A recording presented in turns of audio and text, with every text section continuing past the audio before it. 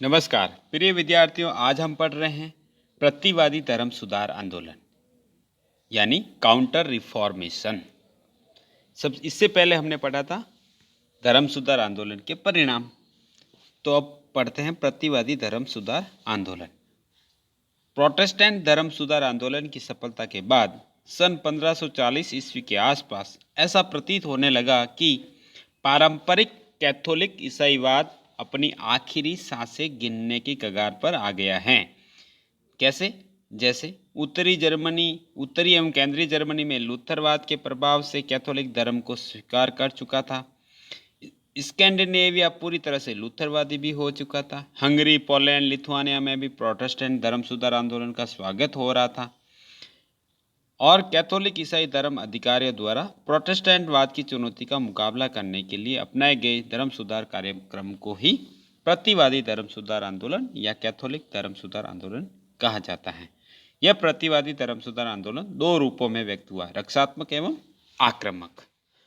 तो क्या देखा कि हमने 1540 के आसपास जो प्रोटेस्टेंट धर्म सुधार आंदोलन की सफलता लगातार बढ़ रही थी और पारंपरिक कैथोलिक ईसाईवाद लगातार कमजोर हो रहा था, तो कैथोलिक ईसाइयों ने या उनके अनुयायियों ने ये सोचा कि हमारे अपने धर्म जो पारंपरिक धर्म हैं उनको आंतरिक रूप से सुधार करना चाहिए और यही प्रतिवादी धर्म सुधार आंदोलन या काउंटर रिफॉर्मेशन के नाम से जाना गया है ना।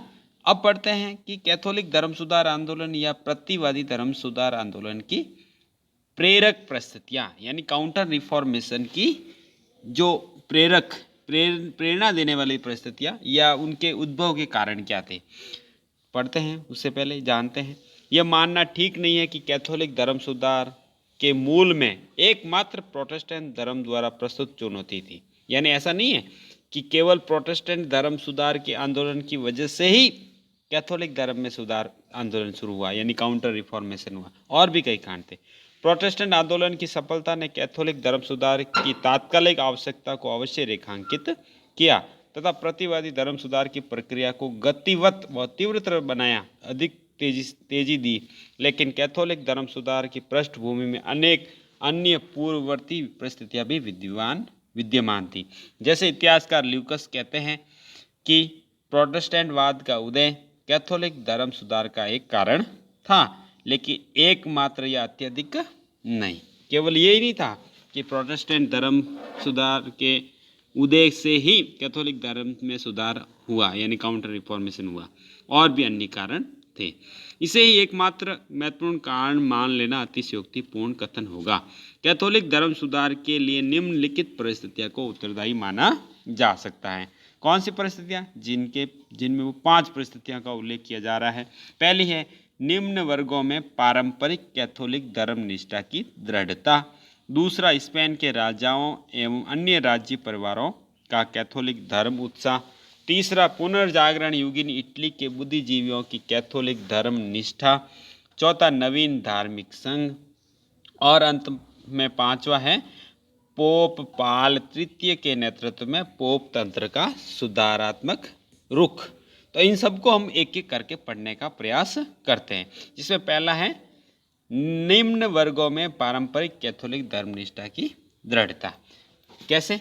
यूरोप के ग्रामीण क्षेत्रों के निवासी पारंपरिक कैथोलिक ईसाई धर्म के प्रति निष्ठावान बने रहे। नगरों एवं कस्बों में जहाँ प्रोटेस्टेंटवाद की लहर चल रही थी, ग्रामीण क्षेत्रों के निवासी उससे अत्यधिक प्रभावी नहीं हुए और अपनी पीढ़ीगत विश्वासों के प्रति आस्थावान बने रहे।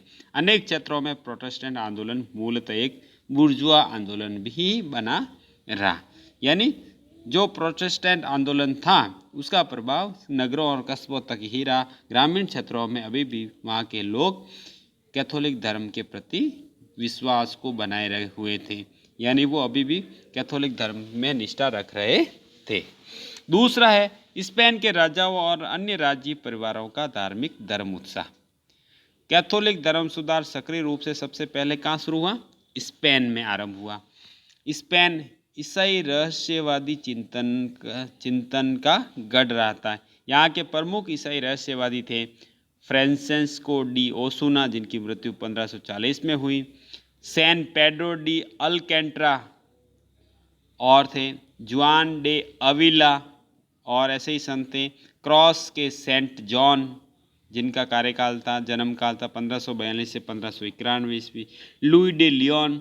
इन जो स्पेन इन ईसाई रहस्यवादियों ने कैथोलिक ईसाई धर्म के सिद्धांतों को सरल और व्यवहारिक रूप से प्रस्तुत कर उन्हें जनमानस में दृढ़ बना दिया।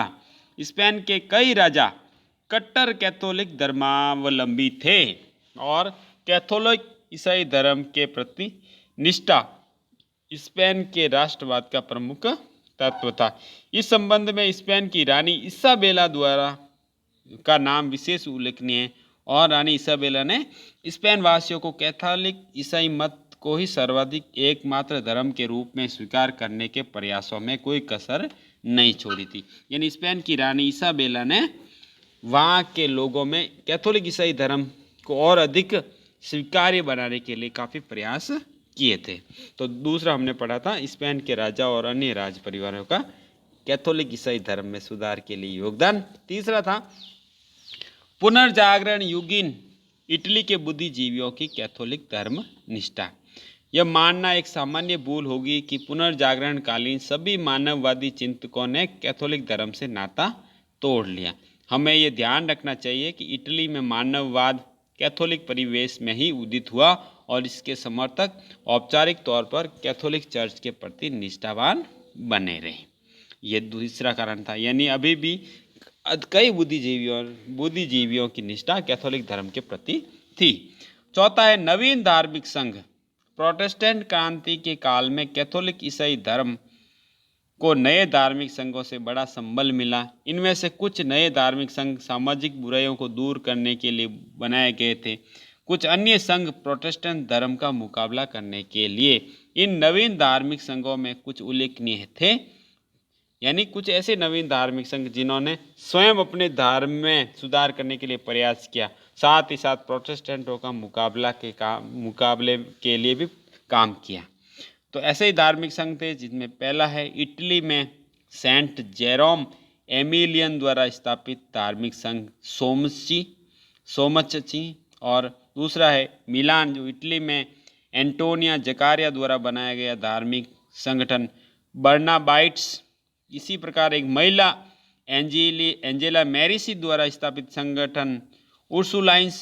सेंट केजेतोन एवं पिएत्रो कर्फा द्वारा स्थापित संगठन थिएटाइंस ने इटली में कैथोलिक धर्म सुधार में महत्वपूर्ण भूमिका निभाई। इसी प्रकार एक सेंट फिलिप नेरी द्वारा बनाया गया संगठन या संघ ओरेटोरियंस, और सेंट कैमिडेलियस लेलिस द्वारा स्थापित एक संगठन या संघ fathers of a good death, और सेंट टेरेसा द्वारा स्थापित एक संघ कॉर्मेलाइट्स। इसी तरह से एक प्रमुख संगठन था इग्नेशियस लॉयोला द्वारा स्थापित जेसुइट संघ। इन सभी संगठनों ने कैथोलिक धर्म को जनमानस में लोकप्रिय बनाने के लिए सहयोग दिया। यहाँ तक कि इग्नेशियस लॉयोला के जेसुइट संघ ने प्रोटेस्टेंट का मुकाबला करने के लिए काफ़ी काम किया। इसी प्रकार प्रतिवादी धर्म सुधार आंदोलन की प्रेरक परिस्थितियों में हम पढ़ रहे थे नवीन धार्मिक संघ, और लास्ट में है पोप पाल तृतीय के नेतृत्व में पोप तंत्र का सुधारात्मक रुख। सन 1534 ईस्वी में पोप पाल तृतीय के आने के बाद पोप तंत्र ने कैथोलिक धर्म में आंतरिक सुधार की प्रक्रिया को बड़े जोश खरोश के साथ प्रारंभ किया। पोप पाल तृतीय का मानना था कि चर्च के संगठन में अनेक दोष हैं और इन दोषों को दूर करने का निर्णय एक सामान्य सभा के माध्यम से किया जाना चाहिए। इसी उद्देश्य से ट्रेंट की काउंसिल बुलाई गई, जो कैथोलिक धर्म सुधार की प्रक्रिया में मील का पत्थर सिद्ध हुई या साबित हुई, है ना। तो इस तरह से हमने वीडियो लेक्चर के इस भाग में प्रतिवादी धर्म सुधार आंदोलन का अर्थ, परिभाषा और साथ ही साथ हमने कैथोलिक धर्म सुधार या काउंटर रिफॉर्मेशन को उत्पन्न करने वाली प्रेरक परिस्थितियों को जानने का प्रयास किया। धन्यवाद।